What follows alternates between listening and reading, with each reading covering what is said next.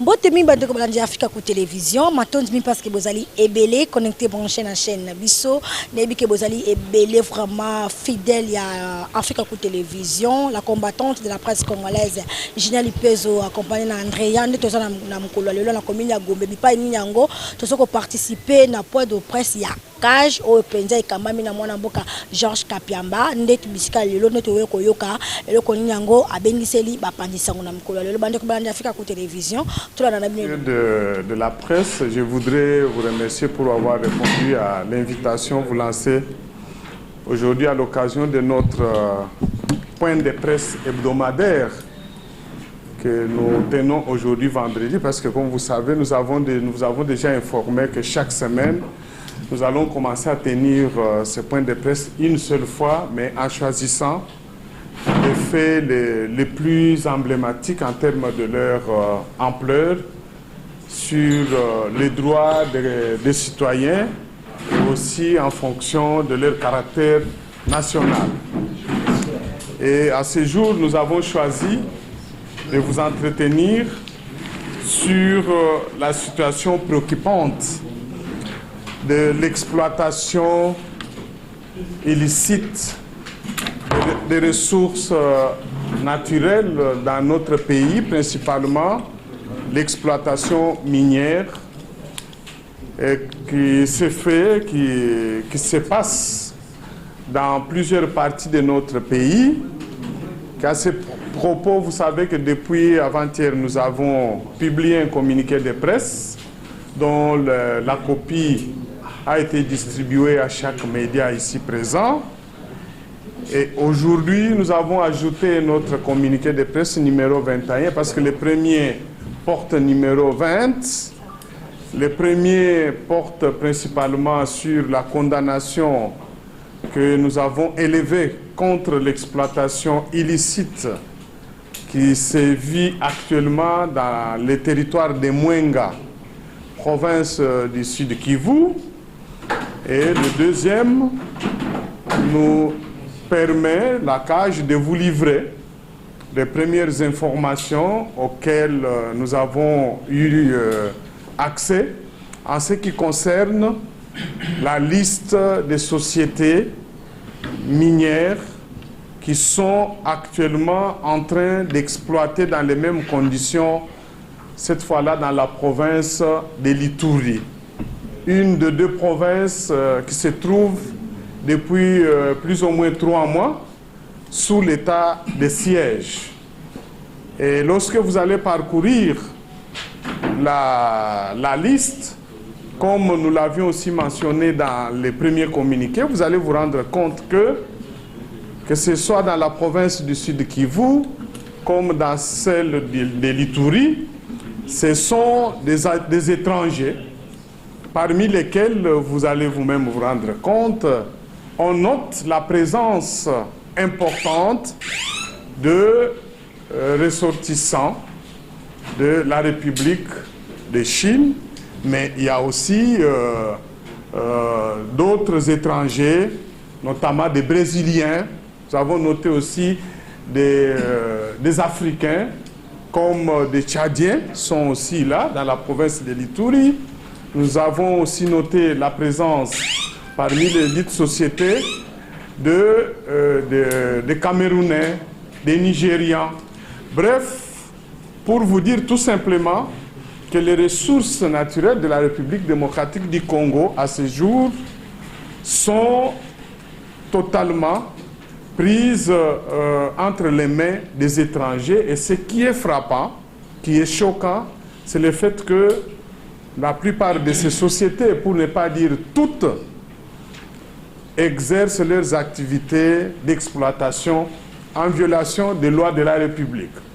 Quand nous parlons de violation des lois de la République, nous entendons par là les règles édictées par les codes miniers, notamment les conditions qui sont posées pour qu'une quelconque société puisse se livrer à l'exploitation minière, les conditions qui sont fixées et qui interdisent notamment à une société qui n'a obtenu qu'un titre pour les recherches ou l'exploration, de ne pas se livrer à l'exploitation et à la commercialisation des produits miniers. Mais ce qui est constaté pour la plupart de ces sociétés, c'est qu'elles ont procédé par la demande et l'obtention de titres de recherche ou d'exploration, au lieu de se limiter tout simplement à ces conditions qui sont prévues par les codes miniers en ce qui concerne les titres de recherche, elles se livrent de manière clandestine, manière illégale, à l'exploitation et à la commercialisation des produits miniers. Cela a comme conséquence que cette activité s'est faite de manière frauduleuse et que le trésor public ne gagne absolument rien parce que, comme vous le savez, une activité, une exploitation qui est réalisée de manière frauduleuse permet à ses auteurs et complices de sortir les produits obtenus de la dite exploitation frauduleusement. Les produits ne sont pas déclarés auprès des services compétents, de sorte que les impôts et taxes dus au trésor public ne sont pas versés. Et l'État perd énormément.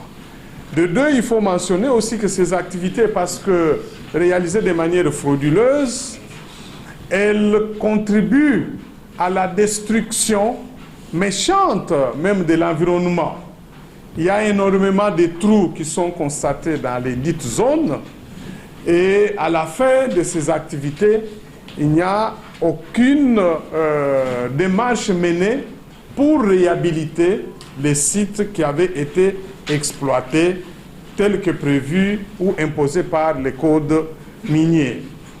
Bref, ce sont les populations qui se trouvent dans les dites zones qui sont les victimes de ces activités qui détruisent notre écosystème. Enfin, nous avons constaté que ces activités ne se réalisent pas au hasard. C'est parce qu'il y a des complicités énormes. Et parmi les complices, nous avons noté certaines autorités politiques, judiciaires et de la police, sans oublier aussi certains responsables de l'administration minière, comme aussi de l'administration de la DGM.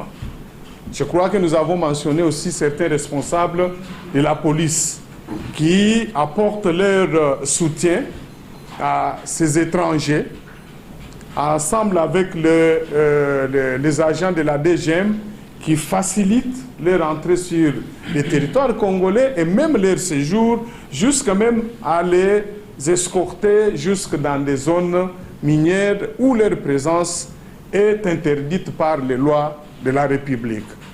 Et donc, vous comprenez que ce sont les agents de l'État qui se liguent avec ces étrangers pour participer ou contribuer à ces pillages.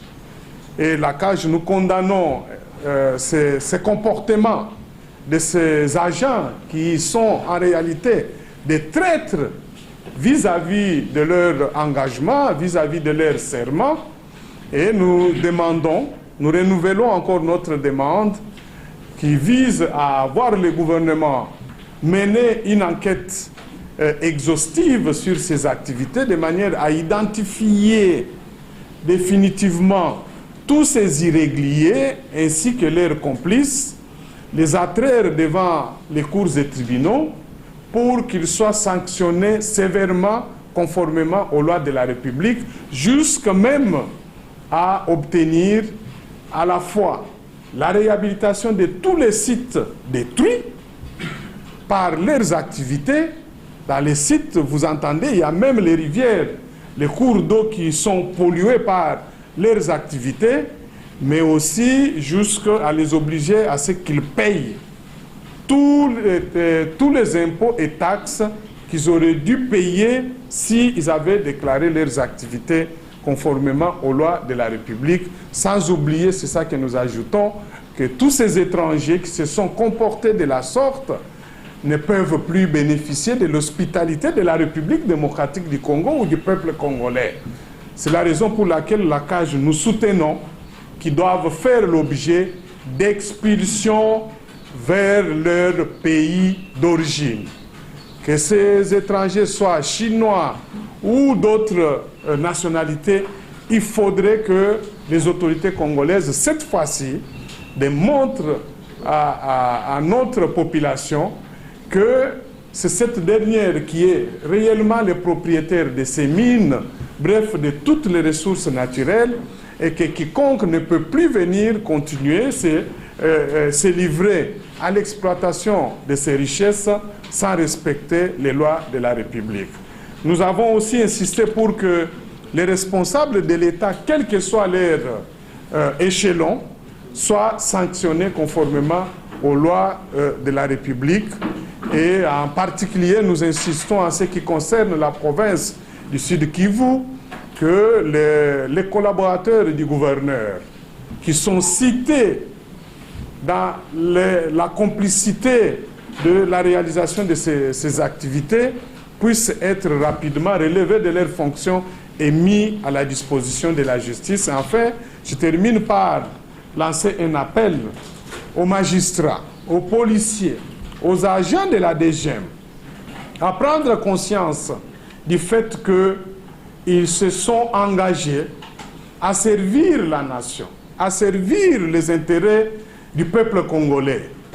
Et ils doivent pour cela prouver qu'ils sont réellement au service du peuple congolais par la sévérité avec laquelle ils vont participer au travail qui est déjà en train d'être mené par les ministères des Mines.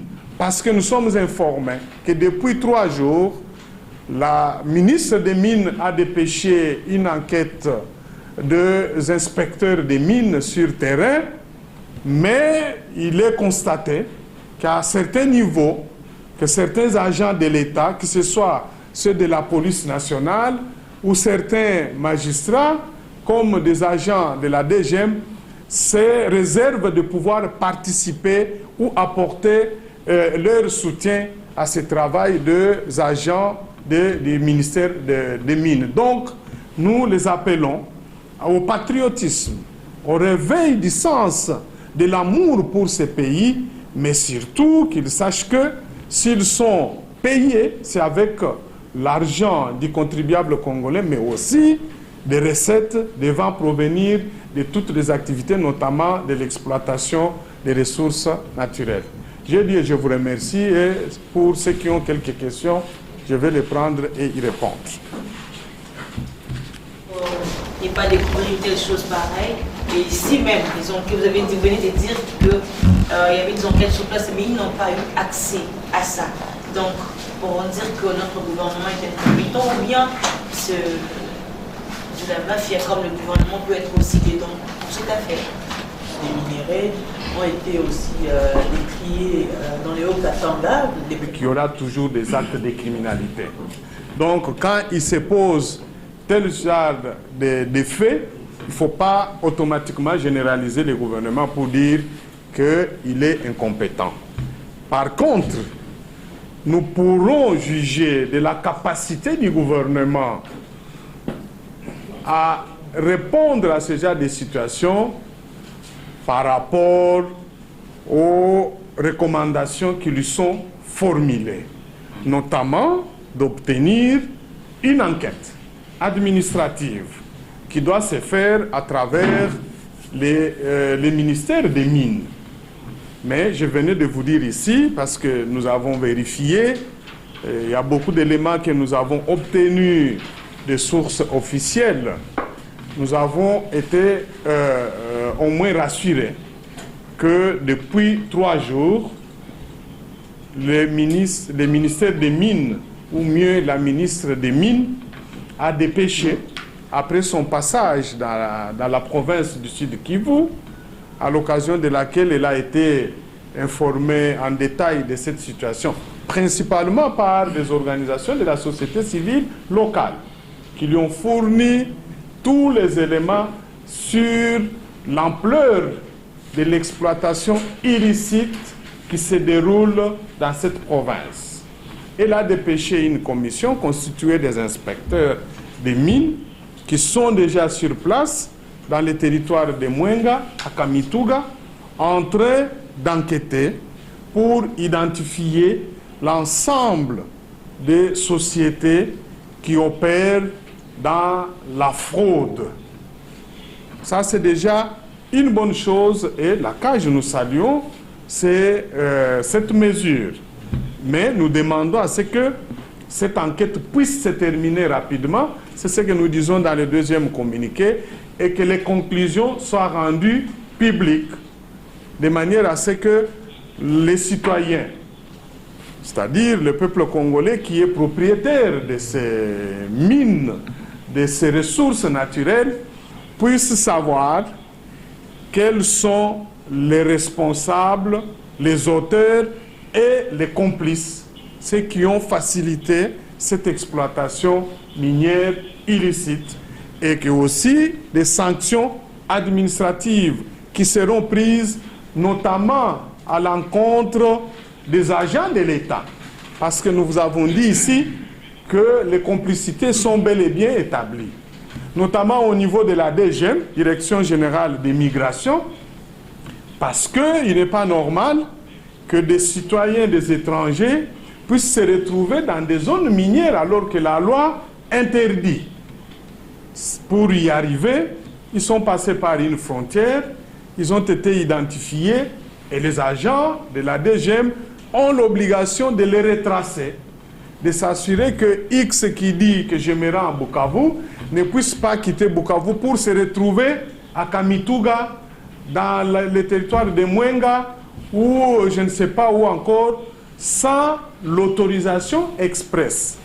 Mais cependant, dans les cas d'espèce, je crois que vous avez tous lu dans les réseaux sociaux qu'il y a des courriers qui établissent que certains de ces Chinois se sont retrouvés dans cette zone minière sur base de l'autorisation signée par les gouverneurs de cette province. Donc, lui-même a eu à favoriser cette explosion de ces personnes étrangères vers les zones minières en violation même des lois de la République. Tout en sachant que, selon les codes miniers, il n'a pas compétence d'autoriser ce genre de choses parce que seule la ministre des Mines a la compétence de donner l'agrément ou d'autoriser ce genre d'activité. Et donc, s'il y a l'incompétence à relever, c'est dans les chefs de ces agents qui n'ont pas pu agir pour empêcher d'abord que ces étrangers puissent se retrouver dans des zones minières et se livrer même à ces pas les circuits bancaires. Donc, ils ne respectent pas la législation en la matière. Et donc, la CNRF, qui est un service chargé de traquer et d'arrêter ce genre de personnes, doit se mettre aussi en mouvement, doit enquêter pour faire saisir toutes les monnaies étrangères qui passent par ces provinces pour alimenter ces activités illicites. Ou les banques qui seraient en train de les favoriser. Est-ce que ces banques ont-elles informé la CNRF? La CAGE, nous allons introduire une requête en bonne et due forme. Et nous allons communiquer même toutes ces sociétés pour que la CNRF vérifie la conformité de leurs activités monétaires, financières aux lois de la République et qu'on leur demande par où passe leur financement. S'il faut boucher ces financements, il faudrait que la CNRF prenne des mesures de bloquer leurs comptes bancaires. Africa cool, et abena cool, Africa cool, abena cool, le quoi cool matopi, cool. Chaîne Nabiso Africa cool. En tout cas, les chaînes y a bien, et puis vous êtes très rapide. Ils sont très rapides, et les chaînes moko, bako ça a bien confiance. En tout cas, nazo senga na bato oyo nanu ba souscrire te bazwa. Donc, eza vraiment neti oyo balobaka ke buka lelo, lamba lelo, lia lelo. Donc, eza kitoko na sepeli na bino, na sengi na bato nyonso bo souscrire ebele boko zala déçu te. Vous voulez le Congo? Pour que le Congo devienne cool, pour suivre les cools analyses, alors revenez et abonnez-vous massivement. Bobozana Moana. Massivement. Africa Cool. Africa Cool, c'est la destination de prédilection pour une communication optimale. Longo Dianabino Mama. Merci beaucoup. Équipe Mobimba et Africa Cool, félicitations. Et au monde de la chaîne, impartial. Le rôle de Babino, vous méritez le soutien de la population ainsi que des institutions compétentes.